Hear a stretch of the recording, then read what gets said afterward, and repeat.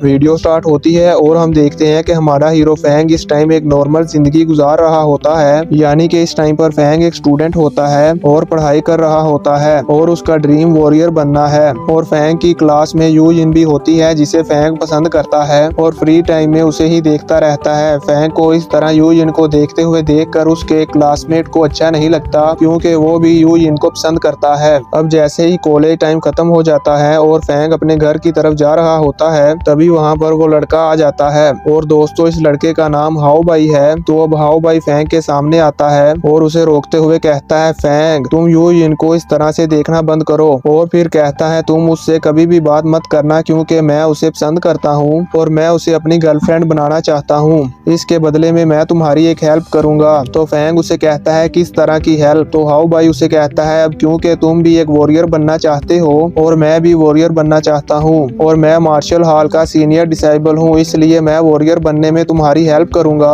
तभी वहाँ पर हाओ बाई के दो और फ्रेंड भी आ जाते हैं और ये दोनों भी मार्शल हॉल के सीनियर डिसेबल हैं। तो फैंग कुछ देर सोचने के बाद हाओ बाई की इस ऑफर को रिजेक्ट कर देता है और कहता है, मैं यू जिन को नहीं छोड़ूंगा, क्योंकि मैं उसे तुमसे ज्यादा पसंद करता हूँ और वो भी मुझे लाइक करती है। ये सुनकर हाओ बाई को गुस्सा आ जाता है और वो फैंग को मारने के लिए आगे बढ़ता है। तो ये देखकर फैंग उसे जोरदार पंच मारता है, जिससे हाओ बाई दूर जाकर गिरता है और उसका एक दांत भी टूट जाता है। और हाओ बाई के दोस्त बस उसे ही देख रहे होते हैं। तो हाओ बाई उन्हें कहता है, तुम लोग मेरा मुंह क्या देख रहे हो, जल्दी करो और इस फैंग को पीटो। और फिर हाओ बाई और उसके दोस्त मिलकर फैंग को मारने लगते हैं, पर फैंग बड़ी ही आसानी से उनके अटैक से बचते हुए उन तीनों से फाइट करता है और उनको मार मार कर बेहोश कर देता है और फिर वहां से चला जाता है। तो अब नेक्स्ट डे फैंग अपने स्कूल जा रहा होता है, तभी अचानक से कुछ फाइटिंग गैंग के लोग फैंग का रास्ता रोक लेते हैं और उसे चारों तरफ से घेर लेते हैं। तो फैंग उनसे कहता है, तुम लोग कौन हो और मेरा रास्ता क्यों रोक रहे हो? तो अब उस गैंग का लीडर आगे आता है और फैंग से कहता है, हाओ बाई ने हमें पैसे देकर हायर किया है और उसने हमें कहा है कि हम तुम्हारे हाथ पैर तोड़कर तुम्हें यहाँ पर फेंक दें। ये सुनकर फैंग को गुस्सा आ जाता है और वो उनसे फाइट करने के लिए रेडी हो जाता है। तो अब गैंग के लोग उस पर हमला करने लगते हैं। तो फैंग उन सब के अटैक से बड़ी ही मुश्किल से बचता है और उन सबको अपनी मार्शल आर्ट टेक्निक्स का यूज करते हुए हरा देता है और फिर जल्दी से अपने कॉलेज चला जाता है। और जैसे ही फैंग अपनी क्लास में आता है तो हाओ बाई उसे बिल्कुल सही सलामत देखकर शॉक हो जाता है और अपने मन में सोचता है कि ये उस गैंग के हाथों से कैसे बच गया।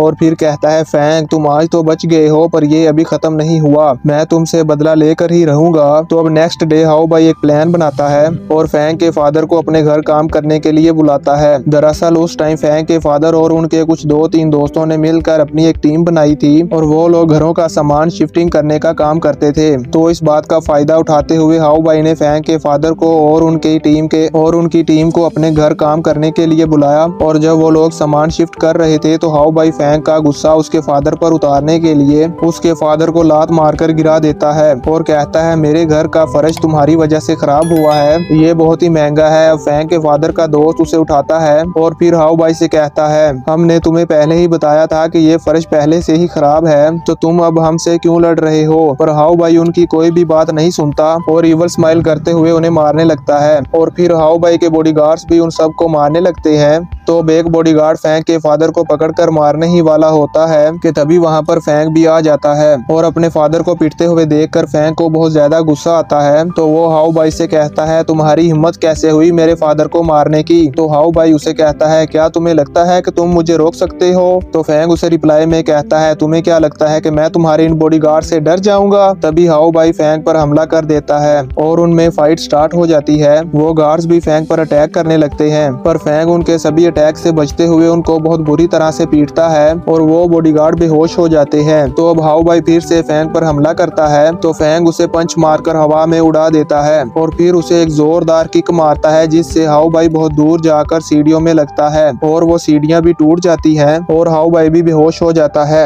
अब हमें कुछ देर बाद का सीन दिखाया जाता है। वहाँ पर पुलिस भी आ गई थी और उन्होंने फैंग को अरेस्ट कर लिया था। तभी वहाँ पर यू जिन भी आ जाती है और वो भी फैंग को पुलिस वालों के साथ जाते हुए देख लेती है। अब व्यू चेंज होता है और हम देखते हैं कि उन पुलिस वालों ने फैंग को लॉकअप में बंद कर दिया था और उन्होंने फैंग के फादर को छोड़ दिया था। अब हमें कुछ दिनों बाद का सीन दिखाया जाता है, जहाँ पर अब हाओ बाई एक क्लब में बैठा होता है और वो एक आदमी के साथ फैंग से बदला लेने के लिए प्लानिंग कर रहा होता है, पर वो आदमी फैंग का नाम सुनकर उसे मारने से मना कर देता है और कहता है कि फैंग ने वॉरियर बनने का एग्जाम दिया है, इसलिए मैं उसके साथ फाइट नहीं कर सकता, और वो वहाँ से चला जाता है। तो अब हाउ भाई सोचता है कि कोई भी फैंग को मारने के लिए रेडी नहीं है, इसलिए अब हाउ भाई अपने अंकल के पास जाता है और उन्हें फैंग के बारे में बताता है कि उसने मुझे 2-3 बार बहुत बुरी तरह से पीटा है। और दोस्तों, हाउ भाई का ये अंकल एक पावरफुल वॉरियर है और ये टाइगर स्क्वाड टीम का मेंबर भी है। तो अब हाउ भाई का अंकल उसे कहता है, हाउ भाई तुम इस बारे में बिल्कुल भी फिक्र मत करो, मैं उस फैंग को बहुत अच्छा सबक सिखाऊंगा।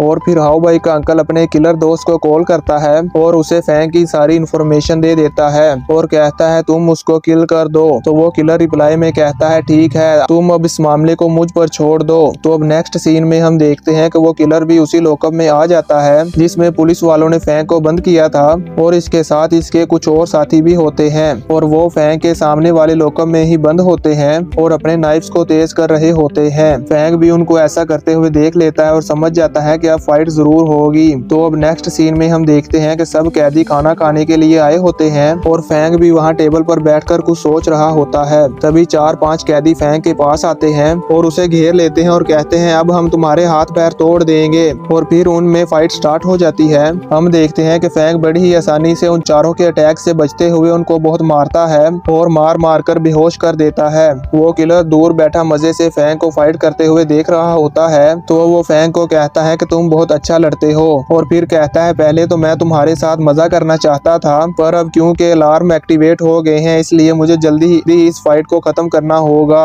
और इसी के साथ वो भी अपने पास से ब्लेड निकालता है और फैंग पर हमला कर देता है, पर फैंग उसे डॉज कर लेता है। तो फिर वो किलर अपने ब्लेड्स को बहुत स्पीड के साथ फैंग की तरफ छोड़ता है, पर फैंग एक टेबल को शील्ड की तरह यूज करता है और उन ब्लेड्स को रोकने की कोशिश करता है, पर वो ब्लेड्स उस टेबल के आर पार हो जाते हैं। अब इससे पहले कि फैंग उस पर अटैक करता, वो किलर अपने पूरे कॉन्फिडेंस और स्पीड के साथ फैंग पर ब्लेड फेंकता है, और इस अटैक की स्पीड इतनी ज्यादा होती है कि फैंग अपनी जगह से हिल भी नहीं पाता, और वो ब्लेड उसे लगने ही वाले होते हैं कि तभी फैंग की स्पिरिट पावर उन ब्लेड्स को रोकती है और उनकी डायरेक्शन चेंज कर देती है। ये देखकर वो किलर बहुत शॉक होता है और कहता है ये कैसे हो सकता है, मेरे ब्लेड्स कभी मिस नहीं होते, आज तक मेरा कोई भी ब्लेड इस तरह से मिस नहीं हुआ। तभी वहाँ पर पुलिस भी आ जाती है और वो किलर डर जाता है और वहीं पर घुटने टेक कर बैठ जाता है। अब स्पिरिट पावर की वजह से फैंग के सर में बहुत जोर से दर्द होता है और वो जोर से चिल्लाता है और फिर वहीं पर बेहोश हो जाता है। तो अब पुलिस वाले फैंग को हॉस्पिटल ले जाते हैं और दोस्तों यहीं पर ये पार्ट खत्म हो जाता है।